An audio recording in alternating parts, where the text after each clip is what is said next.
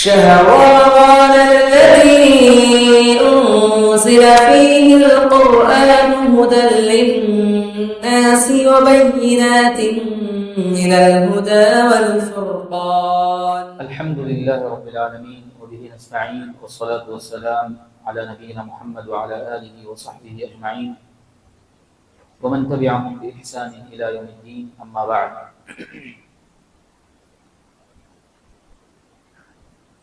سورۃ البروج،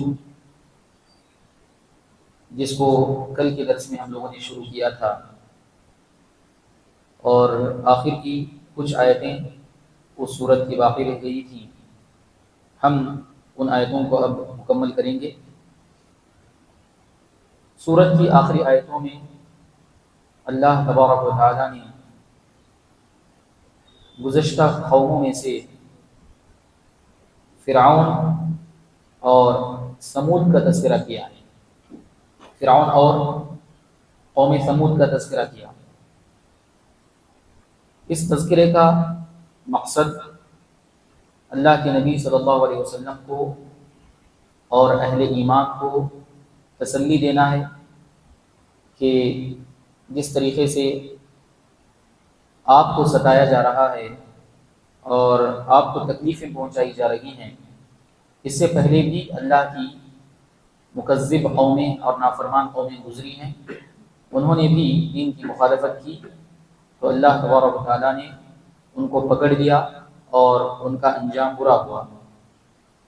ایک مقصد نبی اور اہل ایمان کو تسلی دینا ہے، اور دوسرا مقصد کفار قریش کو دھمکی دینا ہے، اور کفار قریش کو ان پچھلی قوموں کے واقعات بتا کر ان قوموں کے برے انجام سے ڈرانا ہے، اور ان قوموں کے برے انجام سے عبرت حاصل کرنے کی تعلیم دینا بھی ہے۔ اللہ فرماتا ہے هل اتاک حدیث الجنود، کیا آپ کو لشکروں کی خبر پہنچی ہے؟ فرعون و ثمود، فرعون اور قوم ثمود۔ بل الذین کفروا فی تکذیب، بلکہ بات یہ ہے کہ کافر تکذیب میں پڑے ہوئے ہیں، جھٹلا رہے ہیں۔ واللہ من ورائہم محیط، حالانکہ اللہ تبارک و تعالیٰ نے ہر جانب سے ان کو گھیر رکھا ہے۔ پچھلی قوموں میں سے فرعون اور قوم سمود کا خصوصی طور پر تذکرہ یہاں پر اس لیے کیا گیا ہے کہ عرب کے درمیان فرعون اور قوم سمود کا بہت چرچا تھا۔ فرعون اور قوم سمود کے یہ لوگ بہت زیادہ چرچے کیا کرتے تھے، اور ان دو قوموں کے بارے میں، فرعون اور قوم سمود کے بارے میں یہ لوگ بہت زیادہ آپس میں بات چیت کیا کرتے تھے۔ تو اللہ تعالیٰ نے ان دو قوموں کا تذکرہ کیا کہ جب فرعون نے اللہ کی مخالفت کی، اللہ کے نبی موسیٰ علیہ السلام کی دعوت کو اس نے ٹھکرایا، انا ربکم الاعلیٰ ہونے کا دعویٰ کیا، اور اس نے حضرت موسیٰ علیہ السلام کی دعوت کو ٹھکراتے ہوئے کہا کہ الیس لی ملک مصر وہذہ الانہار تجری من تحتی، کیا مجھے مصر کی بادشاہت حاصل نہیں ہے؟ کیا میرے محل کے نیچے سے بہتی ہوئی نہریں تم نہیں دیکھتے ہو؟ تو یہ اپنی بادشاہت کے نشے میں آ گیا، اور اللہ تبارک و تعالیٰ نے دنیاوی طور پر جن نعمتوں سے اسے نوازا تھا اور جس طریقے سے وہ آسودہ حال زندگی گزارتا تھا، ان چیزوں کا حوالہ دے کر کہنے لگا کہ میرے پاس یہ ساری چیزیں ہیں، اور موسیٰ کے پاس کیا حاصل ہے؟ موسیٰ کو کیا حاصل ہے؟ اللہ سبحانہ و تعالیٰ نے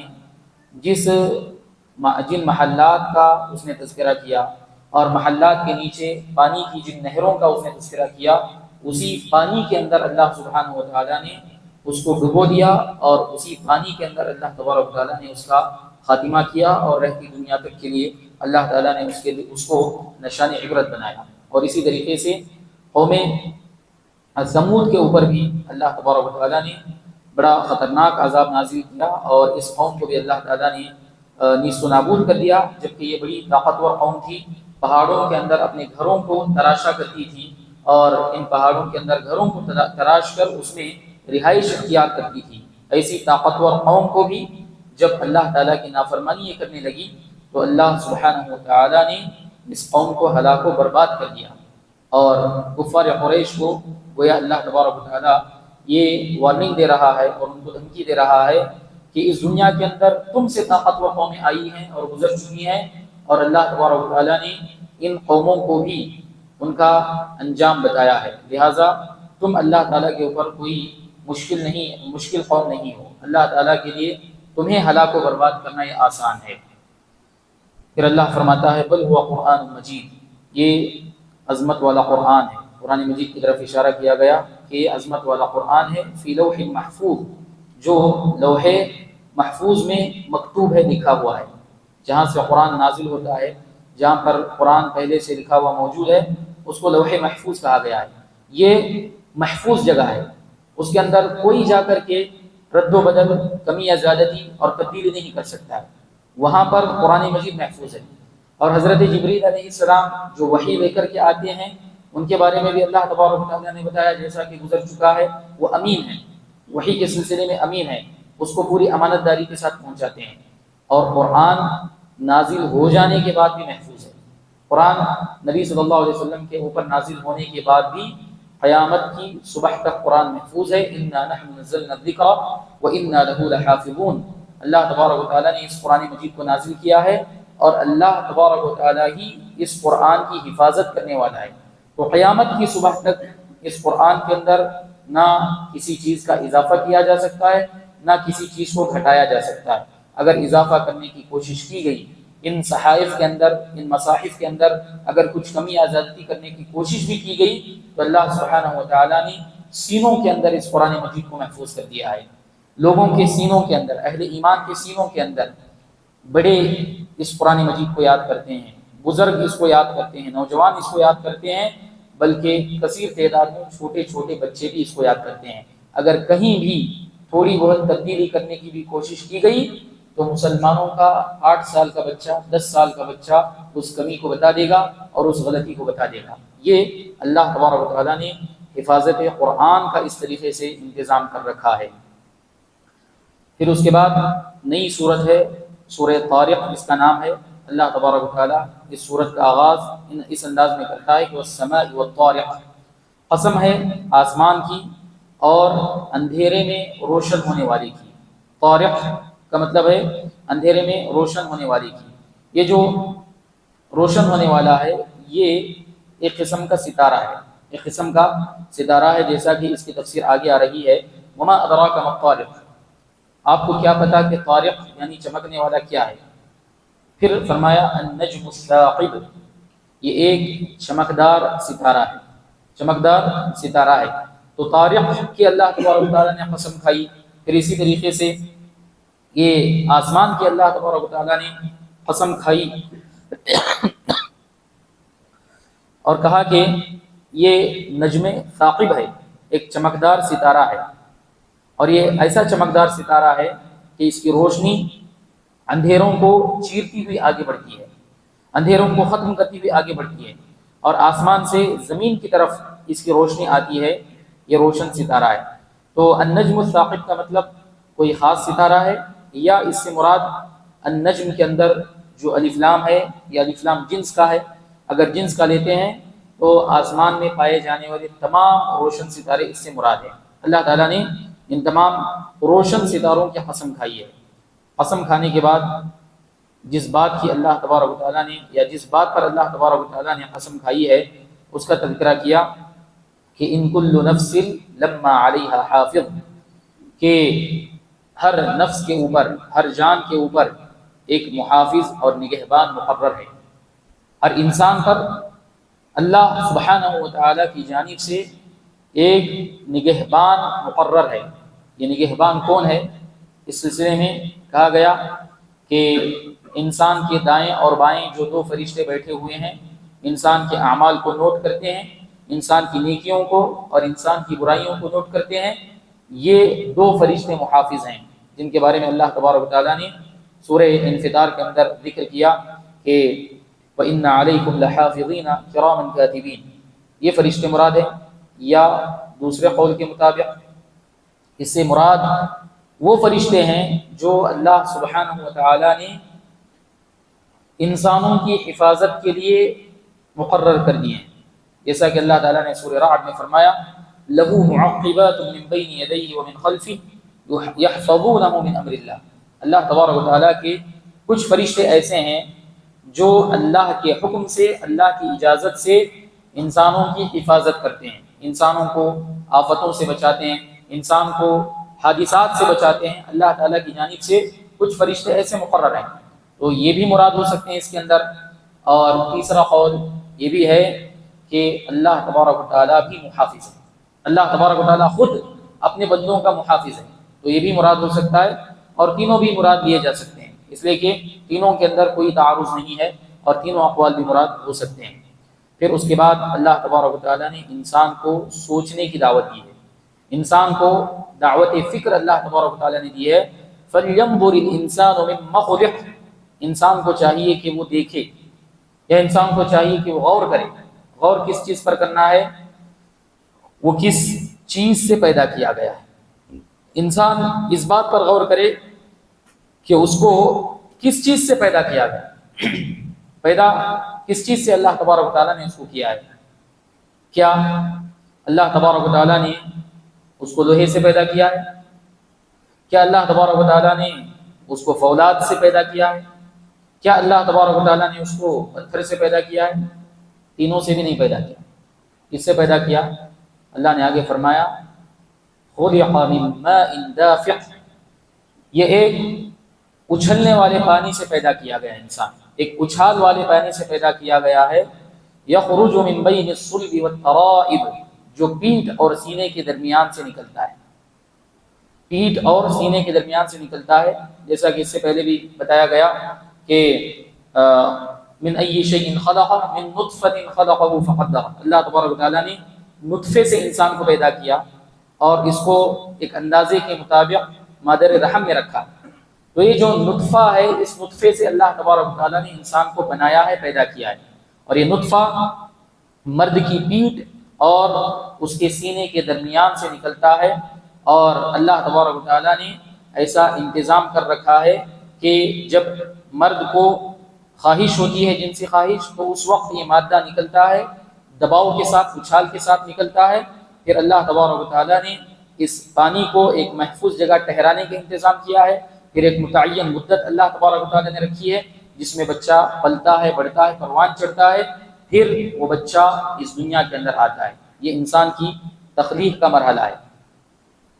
میں نے جیسا کہ تذکرہ کیا، اللہ تبارک و تعالیٰ نے انسان کو سخت چیز سے نہیں بنایا ہے، نہ پتھر سے اس کو بنایا، نہ فولاد سے اس کو بنایا، نہ لوہے سے اس کو بنایا. کس چیز سے بنایا ہے؟ نرم پانی سے پیدا کیا ہے، بہنے والے پانی سے پیدا کیا ہے. تو انسان کو جس مادے سے پیدا کیا گیا ہے وہ نرم چیز ہے، پانی ہے. مگر کیا بات ہے کہ انسان بڑا ہونے کے بعد سخت دل بن جاتا ہے، انسان کے اندر سنگ دلی آ جاتی ہے. انسان اللہ تبارک و تعالیٰ کے قرآن کے آگے اپنے آپ کو سرنڈر نہیں کرتا ہے، قرآنی آیتوں کا اثر اس کے دل پر نہیں ہوتا ہے، اللہ تبارک و تعالیٰ کے دین اور اللہ تبارک و تعالیٰ کی شریعت کا اثر اس کے اندر نہیں ہوتا ہے. یہ سنگ دلی انسان کے اندر کہاں سے آئی؟ یہ سخت دل انسان کے اندر انسان کیسے ہو گیا؟ انسان کے گناہوں کی وجہ سے آ گئی. انسان کے اندر جو سنگ دلی آئی ہے، انسان کے ذہن و دماغ میں اللہ کا حکم نہیں چڑھتا ہے، دین کی باتیں انسان کو سمجھ میں نہیں آتی ہیں، یہ انسان کے گناہوں کی وجہ سے. انسان گناہوں کے میدان میں آگے بڑھتا جاتا ہے، انسان اللہ کی نافرمانی کرنے لگتا ہے، انسان اللہ کو ناراض کرنے والے اعمال کرنے لگتا ہے، یہاں تک کہ انسان کا دل سخت ہو جاتا ہے. یہ گناہ کوئی معمولی چیز نہیں. یہ گناہ جس کو انسان معمولی سمجھ کر کے گناہ کرنے لگتا ہے، یہ گناہ ڈائریکٹ انسان کے دل پر اثر کرتا ہے. اللہ کے نبی صلی اللہ علیہ وسلم نے فرمایا ان المؤمن اذا اذنب كانت نقطة سوداء في قلبه. جب ایک بندہ مومن کوئی گناہ کرتا ہے تو اس کے دل پر ایک سیاہ دھبا لگ جاتا ہے. دوسرا گناہ کرتا ہے تو پھر ایک دھبا لگتا ہے، تیسرا کرتا ہے تو دھبا لگتا ہے، توبہ نہیں کرتا ہے، صرف گناہ کرتا جاتا ہے تو ایک سیاہ دھبے لگتے جاتے ہیں یہاں تک کہ پورا دل انسان کا کالا اور سیاہ بن جاتا ہے. اور پھر انسان کا دل خیر و شر کی تمیز کو کھو دیتا ہے، انسان کو خیر اور شر سمجھ میں نہیں آتا ہے، انسان کو اچھائی اور برائی سمجھ میں نہیں آتی ہے، بلکہ انسان کا دل الٹ دیا جاتا ہے، انسان کا دل الٹ دیا جاتا ہے۔ جب گناہ کرتے کرتے آگے بڑھتا ہے ایسے ہی انسان، تو انسان کا دل منکوس ہو جاتا ہے۔ منکوس کا مطلب پلٹ دیا جاتا ہے۔ جب پلٹ دیا جاتا ہے تو نعوذ باللہ انسان برائی کو اچھائی سمجھنے لگتا ہے، غلطی کو نیکی سمجھنے لگتا ہے، اور پھر برائی کو غلطی کو اچھائی سمجھ کر کرنے لگتا ہے، اور برائی کرتے ہوئے بھی انسان کے پیشانی پر کوئی بل نہیں آئے گا، انسان کو کچھ احساس ہی نہیں ہوگا کہ وہ گناہ کر رہا ہے۔ یہ سخت دلی، سنگ دلی انسان کے اندر اللہ تبارک و تعالیٰ کے دین کی مخالفت سے آتی ہے۔ اس لیے انسان کو سنگ دلی سے بچنا چاہیے اور اپنے دل کو اس لائق رکھنا چاہیے کہ اس کے اندر خیر اثر کرے، اس کے اندر دین کی باتیں اثر کریں۔ پھر اس کے بعد اللہ سبحانہ و تعالیٰ فرماتا ہے انہ علی رجعہ لقادر، انسان کو جس حقیر پانی سے پیدا کیا گیا اس حقیر پانی کا ذکر کرنے کے بعد اللہ سبحانہ و تعالیٰ کہتا ہے کہ بے شک وہ اسے لوٹانے پر قادر ہے۔ کس کو؟ انسان کو۔ جس طریقے سے اللہ تبارک و تعالیٰ انسان کو حقیر پانی سے، بے جان چیز سے ایک جاندار جسم انسان کو دیا ہے، ایک جاندار مخلوق انسان کو بنایا ہے، ویسے ہی اللہ سبحانہ و تعالیٰ انسان کے مرنے کے بعد، انسان کے گلنے سڑنے کے بعد دوبارہ اس کو پیدا کرنے پر بھی قادر ہے۔ اللہ تعالیٰ کے لیے یہ کوئی مشکل کام نہیں ہے۔ اور کب انسان کو پیدا کیا جائے گا؟ اللہ تبارک و تعالیٰ دوبارہ انسان کو کب لوٹائے گا؟ یوم تبلی السرائر، جس دن لوگوں کے راز آزمائے جائیں گے اور لوگوں کی پوشیدہ باتوں کی جانچ ہوگی، یعنی انسان کے دل کے اندر جو ارادے چھپے ہوئے ہوتے ہیں، انسان کے دل کے اندر جو نیتیں چھپی ہوئی ہوتی ہیں، وہ ساری کی ساری باتیں، وہ ساری کی ساری نیتیں قیامت کے دن اللہ تبارک و تعالیٰ کے سامنے ظاہر ہو جائیں گی۔ اس دنیا کے اندر ہم انسانوں کو اس بات کا مکلف اللہ تبارک و تعالیٰ نے بنایا ہے کہ کسی پر اگر فیصلہ کرنا ہے تو اس کی ظاہری حالت کو دیکھ کر کے فیصلہ کیا جائے۔ جو آدمی ظاہر میں جیسا ہمیں نظر آتا ہے ویسا ہی اس کے ساتھ ہم تعامل کریں گے، ویسا ہی اس کے ساتھ ہم سلوک کریں گے۔ انسانوں کے دلوں میں کیا چھپا ہوا ہے، انسانوں کی نیتوں کے اندر کیا چھپا ہوا ہے، ان نیتوں کو جاننے کی اللہ تبارک و تعالیٰ نے ہمیں ذمہ داری نہیں دی ہے، مگر قیامت کے دن اللہ سبحانہ و تعالیٰ کے سامنے سارے انسانوں کے سارے ارادے، سارے انسانوں کی ساری نیتیں سب باہر آ جائیں گی، اور انہی نیتوں کے ساتھ انسان کے اعمال کو جوڑا جائے گا۔ انسان کی نیتوں کے ساتھ انسان کے اعمال کو جوڑا جائے گا۔ انسان کی نیت جیسا ہو، انسان کی نیت جیسی ہوگی اسی نیت کے حساب سے اس کا فیصلہ کیا جائے گا۔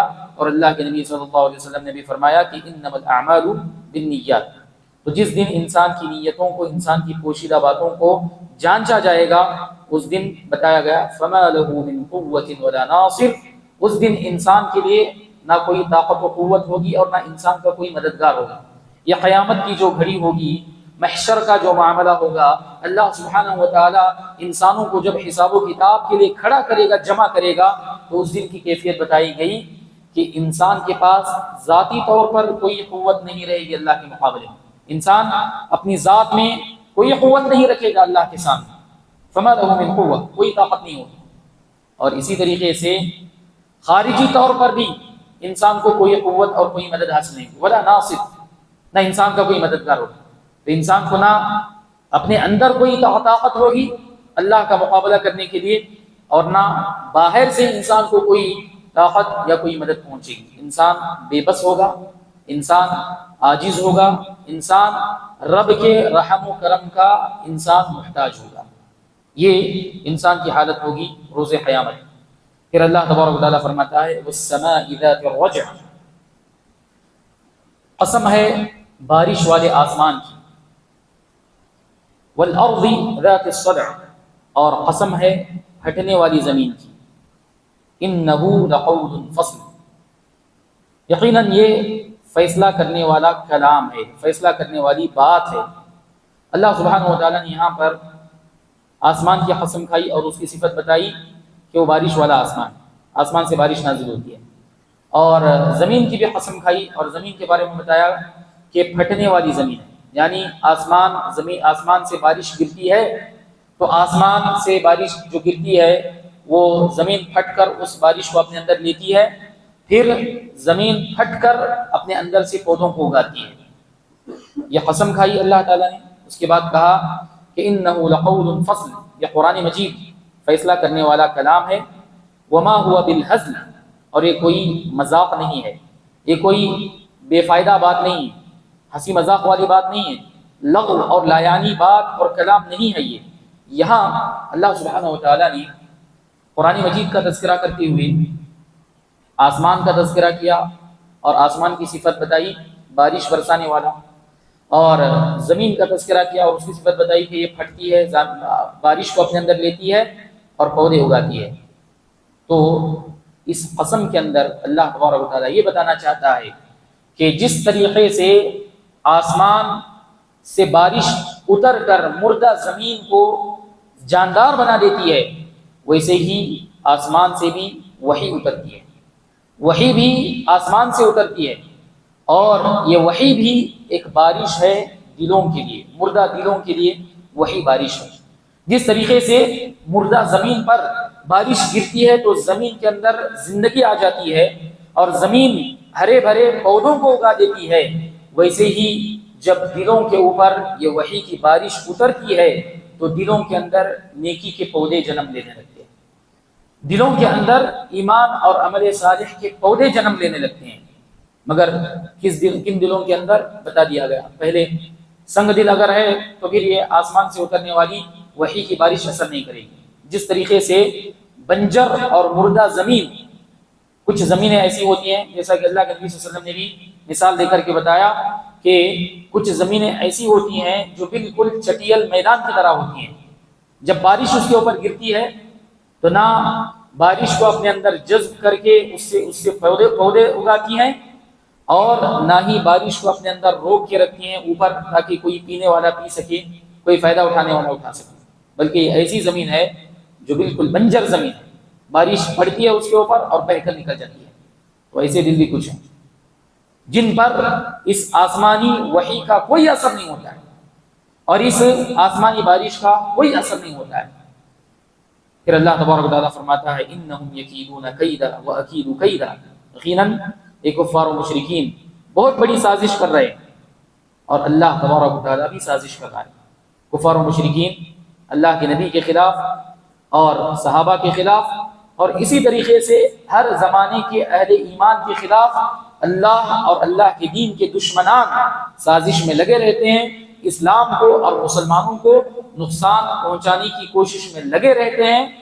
مگر اللہ تبارک و تعالیٰ ان کے خلاف سازش کر رہا ہے، اللہ تبارک و تعالیٰ بھی ان کے خلاف سازش کر رہا ہے، اور اللہ کی سازش کے مقابلے میں ان کی سازش کام نہیں آ سکتی ہے. اور مسلمان ان سازشوں سے بچنا چاہتا ہے، کفار کی سازشوں سے اور غیر مسلم طاقتوں کی سازشوں سے بچنا چاہتا ہے، تو اس کا حل بھی اسی قرآن سے جڑنا ہے، اس کا راستہ بھی اسی قرآن سے جڑنا ہے. اسی لیے انہ لقول الفصل کہا گیا، فیصلہ کرنے والی کتاب ہے. فیصلہ کرنے والی کتاب کا مطلب حق اور باطل کے درمیان فیصلہ کرنے والی کتاب، متقیوں کے درمیان اور اللہ کی نافرمانی کرنے والے بندوں کے درمیان فیصلہ کرنے والی کتاب ہے. اور اسی طریقے سے جو لوگ اس کتاب کا مقابلہ کرنا چاہتے ہیں، جو لوگ اس کتاب کی خلاف ورزی یا اس کتاب کو گرانا چاہتے ہیں، ایسے لوگوں کو یہ توڑنے والی کتاب ہے. تو اگر مسلمان اس کتاب کو مضبوطی سے تھامے رہیں گے، اس کتاب کے احکام و فرامین پر چلیں گے، اس کتاب پر عمل کریں گے، تو پھر کافروں کی سازشیں، کافروں کی ریشہ دوانیاں اور کافروں کی مکاریاں قرآن مجید کی برکت سے مسلمانوں کا کچھ بگاڑ نہیں سکیں گے. مسلمان دنیا کے اندر مغلوب ہوتا ہے تو کیوں ہوتا ہے؟ مسلمان کی مدد آسمان سے نازل نہیں ہوتی ہے تو کیوں نہیں ہوتی ہے؟ اسی وجہ سے نہیں ہوتی ہے کہ مسلمان قرآن سے اپنا تعلق توڑا ہوا ہے. رب کے کلام سے انسان کا کوئی تعلق نہیں ہے، مسلمانوں کا کوئی تعلق نہیں ہے. قرآن کیا کہتا ہے اس سے کوئی مطلب نہیں، قرآن کیا پیغام دینا چاہتا ہے اس سے کوئی مطلب نہیں.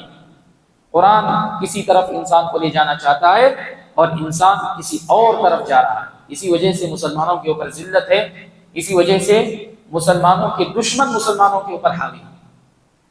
اس کی اصل وجہ یہی دین سے کٹنا ہے، قرآن سے کٹنا ہے، حدیث سے کٹنا ہے، پیغمبر اسلام سے دور رہنا ہے اور پیغمبر اسلام کی تعلیمات سے دور رہنا ہے. اگر ان چیزوں سے جڑ جائیں گے تو پھر دنیا کی کوئی طاقت مسلمانوں کا کچھ نہیں بگاڑ سکتی. جیسا کہ صحابہ کرام رضوان اللہ علیہم اجمعین نے اس چیز کو پایا. قرآن سے جڑے تو زمانے کی بڑی بڑی طاقتوں کو انہوں نے زیر کر دیا. وہ زمانے میں معزز تھے مسلمان ہو کر، اور ہم خوار ہوئے تاریخ قرآن ہو کر. ہماری ذلت کی اصل وجہ یہی ہے. پھر اس کے بعد اللہ کہتا ہے فَمَهِّلِ الْكَافِرِينَ أَمْهِلْهُمْ رُوَيْدًا، ان کافروں کو مہلت دو، تھوڑے دن کے لیے مہلت دو. اللہ تعالیٰ مہلت دیتا ہے، ان کو ٹائم دیتا ہے. پھر اس کے بعد اللہ تبارک و تعالیٰ ان کو سخت طریقے سے پکڑتا ہے اور ان کے کیفر کردار تک ان کو پہنچاتا ہے. اللہ سے دعا ہے کہ اللہ تبارک و تعالیٰ ہم تمام لوگوں کو قرآن مجید سے جڑنے اور قرآن مجید کے احکام و فرامین کے مطابق زندگی گزارنے کی توفیق عطا فرمائے، اور ہمیں قرآن مجید کی مخالفت سے، اللہ اور اس کے رسول کے احکام کی مخالفت سے دوری اختیار کرنے کی توفیق عطا فرمائے. اللہ تعالی ہمیں جب تک رکھے توحید و سنت کے ساتھ رکھے، اور جب ہمارا خاتمہ ہو تو خاتمہ بالخیر ہو. آمین.